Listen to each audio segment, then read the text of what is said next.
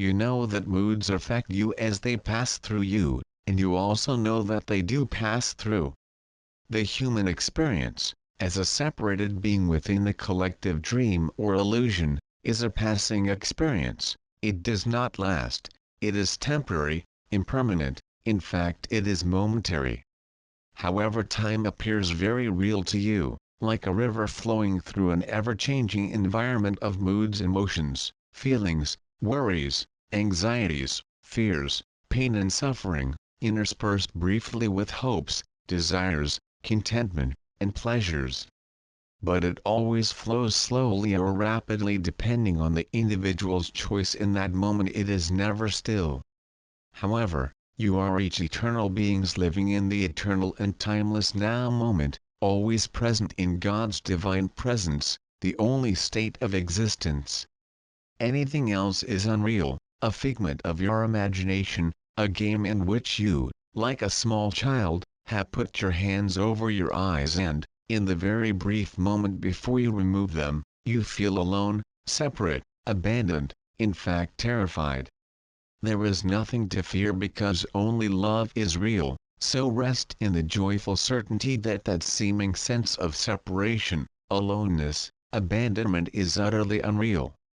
The only reality, all that exists, is God. Therefore you are all one with Him because there is absolutely nowhere else that you could be. Humanity is finally, after many eons, choosing to awaken into reality. However, for that to happen you have to release your fearful stranglehold on the illusion. That means you have to let go of all your imaginary truly they are not real hates, resentments, judgments, fears and any sense of self-righteousness, as all of those hide love from you. They act as a cloak, a veil, or a fog that hangs between you and reality, hiding it from you. They too are imaginary, constructed by you because you feared that your choice to experience separation from God had made Him extremely angry with you, and so you constructed them in order to hide from Him.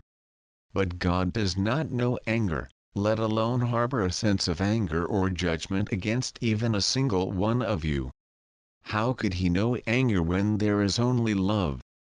He joyfully and lovingly awaits your awakening, as His will for you is eternal happiness, and He knows that your awakening is inevitable. Your task in the awakening process is just to let go. To let go of every sense or feeling of guilt, of unworthiness, of shame, of fear, because every one of them is totally invalid. God created you, therefore you are, each and every one of you, perfect divine beings. As humans that does not seem to be the case, and that is because of the limits and restrictions that you built into the game that became the illusion. Your love.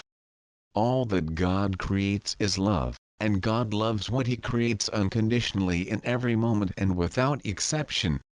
If He loves you, then why would you not love yourselves?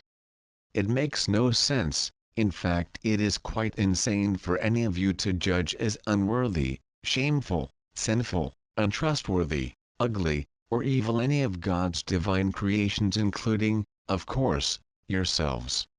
He offers only love to you, and He offers it continuously in every moment. All that you have to do is to open your hearts by releasing your ferocious grip on whatever is not of love, and love will fill them immediately, and your joy will be ecstatic.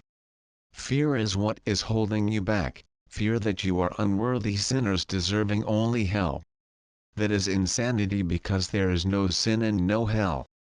What you experience as sin and hell are imaginary and completely unreal aspects of the illusion, the game of separation in which you are engaged, which is itself quite unreal. It is time for you to discard your faith, your belief in the illusion, and wake up. When you allow love to flow into your hearts, as it will when you cease to shut it out with judgment and all the other related non-loving thoughts that furnish your minds, you will wake up, because it is impossible to remain asleep when love fills your hearts.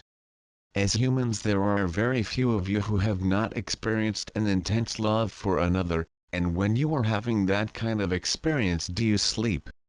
No, you are fully awake and vibrantly alive with joy. When you awaken into reality, your divine and eternal home, your vibrancy and joy in life will infinitely exceed all your previous experiences and totally surpass whatever expectations you have been holding about your return to your awakened state. I know it is hard for you to conceive of the infinite joy in which reality enfolds you, waiting for you to awaken and engage with it. So remind yourselves at least once daily, and preferably many times, that God's will for you is complete and eternal happiness right now. He does not want you to wait lifetimes, He wants you to be happy, to be in joy right now. All you have to do is open fully to the love that is your true nature, to your oneness with Him and all of creation. When you hold and maintain the intent to do that, all that you have been holding on to that is not in alignment with love will fall away, and you will move from the darkness of fear, anger, hatred and resentment into the brilliant light of God's eternal love, and immediately know yourselves as you truly are, infinitely bright aspects of the oneness that is God. Your loving brother, Jesus.